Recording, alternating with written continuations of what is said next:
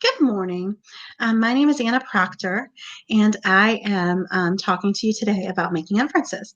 I've been talking to you about how to make an inference and practicing it with you with both fiction and nonfiction texts over the last week, Monday through Thursday. Today is Friday, and it's the last day of the week for our inferencing lessons. And so today we will be looking at another nonfiction text from ReadWorks. Before we look at that and try to make inferences and answer some questions, I would like for you to pause this video and try to remember what it means to make an inference. Pause the video and think to yourself, what are two things I need to be able to make an inference?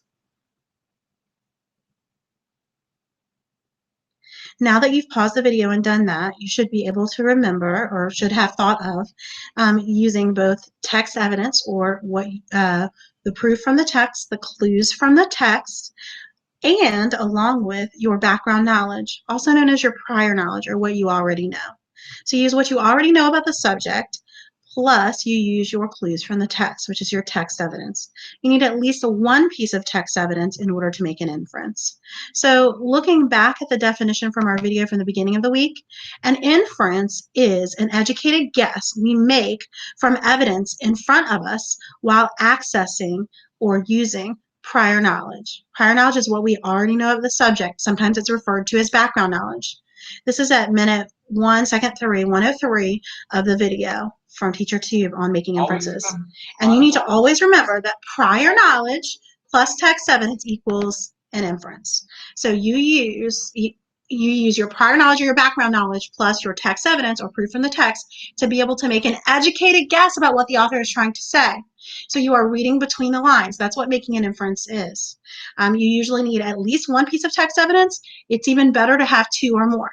You have to go back and reread. You always have to read a text more than once. You have to go back and reread to find your evidence from the text to back up or support the inference you're going to make. You need at least one piece of text evidence. So now that we've done that, I would like you to go to the link for the article we are completing today. We are reading and going through today. This article is called Great Lakes Not for Long. So I want you to pause the video for a second, and then I need you to pull up the link for this article from ReadWorks.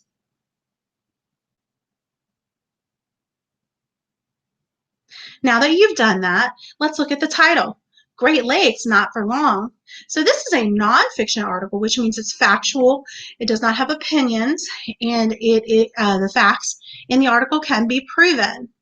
It is not fiction, which means it is not made up. It is true. It is factual. So first we're going to look at the title, and I have my students underline the title. You can highlight the title if you would like, or underline it if you've printed the article out. We make a prediction about what the article is going to be about. Great Lakes, not for long. So the Great Lakes are in the Midwest, and they're in Michigan, as you can see, Wisconsin, Indiana, and Illinois. So the title is Great Lakes Not for Long. So maybe this article might be about how the Great Lakes are either getting smaller or they're not going to be so great anymore. So I'm going to make my prediction or my educated guess about what this article is going to be about, this nonfiction article, that it's going to be about the Great Lakes getting smaller and maybe not being as great as they are now. So the next thing I do with my students is I have them number the paragraphs. Paragraph 1 here is the Great Lakes. 2 starts with a team. 3, the report says. 4, scientists asked. 5, something must be done fast. So there are only 5 paragraphs here. So this is, a shorter article than the articles and short stories we've looked at this week. So what we're going to do is, as I read the text, I want you to read silently along with me. We're then going to look at the questions, the inference questions, and we're going to try to make an inference by going back and rereading, finding text evidence, and using our background knowledge. So let's start with paragraph 1. The Great Lakes help quench the thirst of 40 million people in the United States and in Canada. But this pool of resources may not be around for long. The Great Lakes are in trouble. A team of scientists recently released a report about the Great Lakes' dire state. That means a very bad state. The lakes are threatened by toxic substances, overfishing, invasive species, air pollution, and loss of habitat or where they live for wildlife, places for the wildlife to live. The Great Lakes are under tremendous stress, Alfred Beaton of the University of Michigan told reporters. The report says that concentrating on one or two of the issues won't wave goodbye to the problems. Instead, the scientists wrote, the government needs to look at the entire Great Lakes ecosystem. An ecosystem, here's the definition, is a community of living things and its environment. Next paragraph. Scientists asked Congress for $20 billion to help protect the lakes. Experts say the money would be used to clean polluted harbors. Scientists also want to restore wetlands, such as marshes and swamps. Because wetlands hold moisture and prevent erosion, they could help the lakes to heal themselves. Something must be done fast, warns Andy Buxman of the National Wildlife Federation. If not, the damage is likely to be irreversible, he says. So that doesn't sound like a positive outcome if something isn't done. So we have a few different proper nouns, people's names that are capitalized who appear to be important. We have the National Wildlife Federation mentioned. So we've read through this once. We're going to have to read through it again in order to find our answers to our questions. And to make our inferences, we're going to need to look for our text evidence from this article. So let's go to question sets. We're going to look at inference questions. Click on that. Toxic substances, which is like poisonous substances, are harmful to the Great Lakes because A, they can kill wildlife in and near the lake. B, they cause the lake water to be unsafe to drink. C, they can kill plants that live in and around the lake. Or D, all of the above. So we're going to answer 1 and 2 together. I'm going to show you how to do that. Then I need you to do the rest of the questions, which are 3 and 4, and 3, 4, and 5, 3 through 5 on your own. So first we're going to go back and reread, and we're going to look at why toxic substances are harmful to the Great Lakes. So the Great Lakes help quench the thirst of 40 million people in the United States and Canada. But this pool of resources may not be around for long. The Great Lakes are in trouble. A team of scientists recently released a report about the Great Lakes' dire state. That means they're not in a good state, desperate state. The lakes are threatened by toxic substances, which are poisonous substances, by overfishing, by invasive species, air pollution, and loss of habitat or places to live for wildlife. The Great Lakes are under tremendous stress, Alfred Beaton of the University of Michigan told reporters. The report says that concentrating on 1 or 2 of the issues won't wave goodbye to the problems. Instead, the scientists wrote, the government needs to look at the entire Great Lakes ecosystem. An ecosystem is a community of living things and its environment. Scientists asked Congress for $20 billion to help protect the lakes. Experts say the money would be used to clean polluted harbors. Scientists also want to restore wetlands, such as marshes and swamps. Because wetlands hold moisture and prevent erosion, they could help the lakes heal themselves. So if we go back to the beginning of that paragraph, it says, scientists asked Congress for $20 billion to help protect the lakes. Experts say the money will be used to clean polluted harbors. So harbors that might be full of toxins or poisons. Okay, so then we go down to the bottom. Something must be done fast, warns Andy Buxbaum of the National Wildlife Federation. If not, the damage is likely to be irreversible, which means not reversible and not able to be fixed. So going back to our inference questions, toxic substances are harmful to the Great Lakes because A, they can kill wildlife in and near the lake. B, they cause the lake water to be unsafe to drink. C, they can kill plants that live in and around the lake. These are all correct. So it would be D, all of the above, based on the text evidence that we just got, as well as what we already know about what lives in a lake, what poisonous substance can do to animals, or to reptiles, animals, and drinking water, things like that. So we made our inference as to which answers were correct using text evidence plus our background knowledge, also known as prior knowledge. 2, the species that causes air pollution and toxic substances is the prairie dog, human beings, the grizzly bear, the great white shark. So let's go back and see if we can reread and try to figure out what it is. See if they mention prairie dogs, human beings, grizzly bears, or great white sharks. As we go through and skim each paragraph, let's see. The lakes are threatened by The lakes are threatened by toxic substances, overfishing, invasive species, air pollution, and loss of habitat for wildlife. So toxic substances, overfishing, that's from people, invasive species, species coming in, air pollution from people, and loss of habitat for wildlife from people building around it. The Great Lakes are under tremendous stress. So look at this next paragraph. The report says that concentrating on one or two of the issues won't wave goodbye to the problems. Instead, the scientists wrote, the government needs to look at the entire Great Lakes ecosystem. An ecosystem is a community of living things and its environment. Scientists have asked Congress for $20 billion to help protect the lakes. Experts say the money would be used to clean polluted harbors. Scientists also want to restore wetlands such as marshes and swamps, make them go back to the way that they were as wetlands.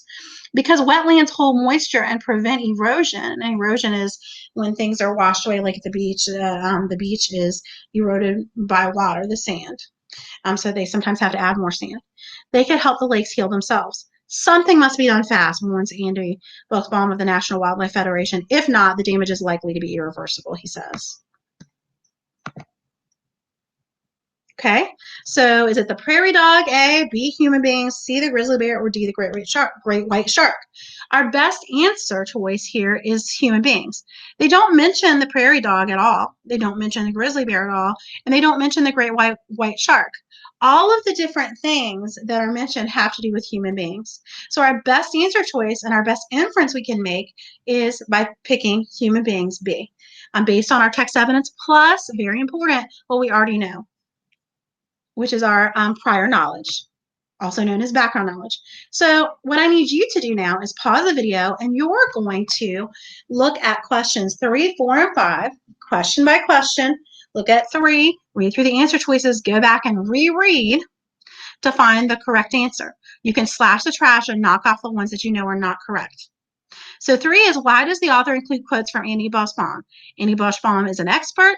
Andy Buchbaum lives near the lakes. Andy Buchbaum loves the Great Lakes. Andy Buchbaum often fishes in the lakes. So you need to go back and reread to try to find where it talks about Andy Buchbaum and why, and think about why the author includes quotes from him. What's the importance of that based on both your prior knowledge and text evidence? You can slash the trash for the answers you know aren't right. Go ahead and pause the video and please get started on working on questions 3, 4, and 5.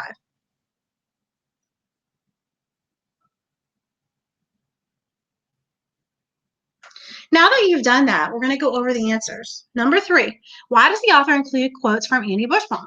So it's either A, Andy Buchbaum is an expert, B, Andy Buchbaum lives near the lakes, C, Andy Buchbaum loves the Great Lakes, or D, Andy Buchbaum often fishes in the lakes. We have to go back to the text.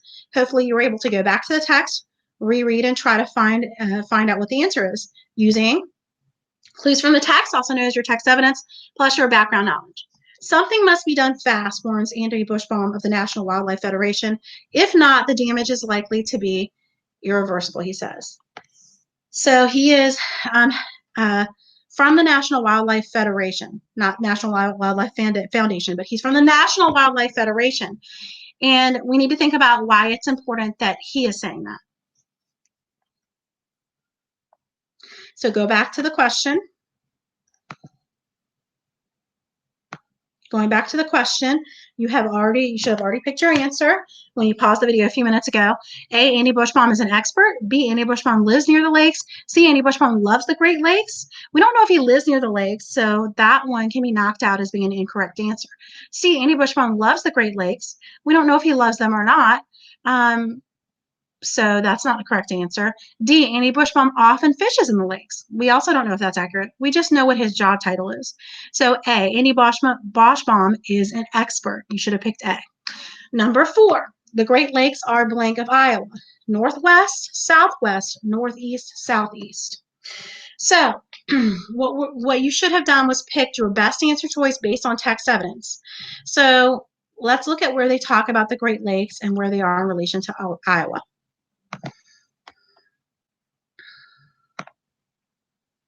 And it looks like it doesn't mention where it is in relation to Iowa, but it does have a picture.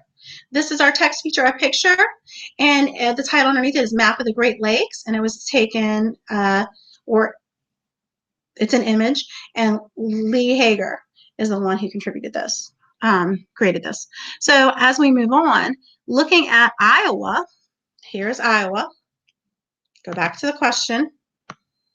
The question asks, the Great Lakes are northwest, southwest, northeast, or southeast. You have to know your directions, and that north is up, south is down, west is to your left, and east is to your right. Okay? So as we're looking at this, let's go back and look at the map. It's asking about Iowa. So the Great Lakes are right here, and they are to the east, and they are to the north. So we'd say northeast.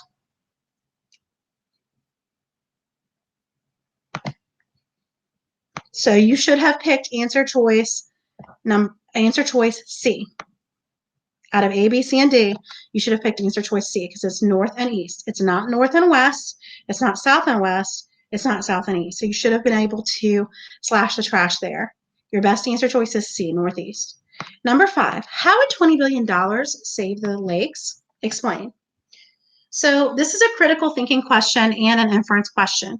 So let's go back and look at what when it talks about the different problems that the Great Lakes have and how the $20 billion might be able to help solve those. I'm going back to the passage. You should have written out a complete sentence or complete sentences, 1 to 2, with a good answer explaining. We'll really say, you hopefully wrote 2 sentences or more, explaining how the $20 billion could help save the Great Lakes. Scientists asked Congress for $20 billion to help protect the lakes. Experts say the money would be used to, it could be used to clean polluted harbors. So that means to get the pollution out of the harbors. They would use the money for that. That's one thing you could have listed. Scientists also want to restore wetlands. That's the second thing the money can be used for, restoring wetlands such as marshes and swamps. Examples of wetlands. Because wetlands hold moisture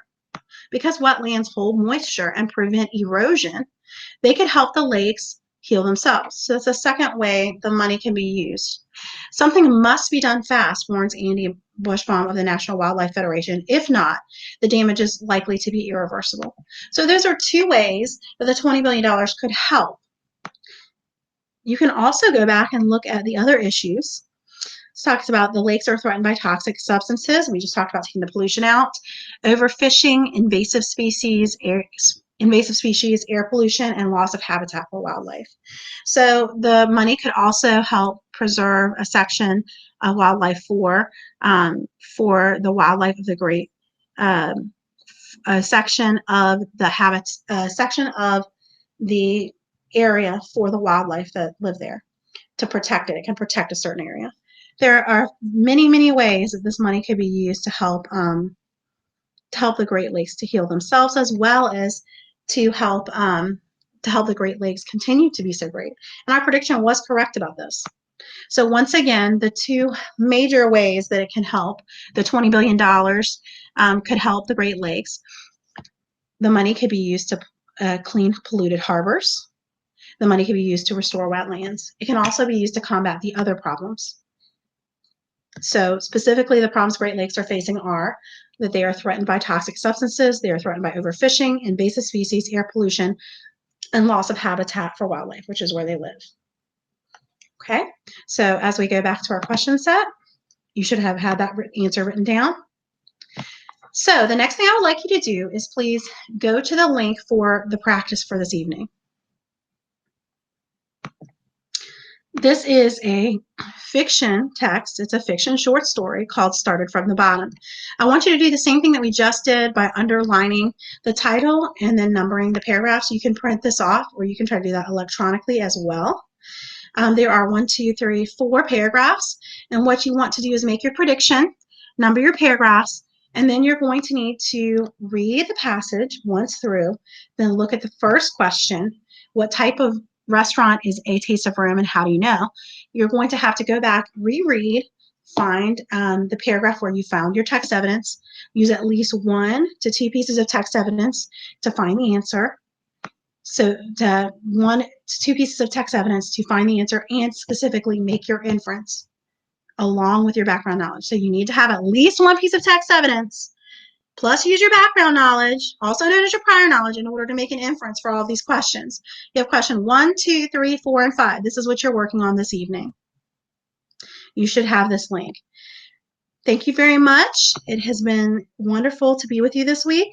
Please let me know if you have any questions, and I can help to assist. Thank you so much. Have a wonderful day.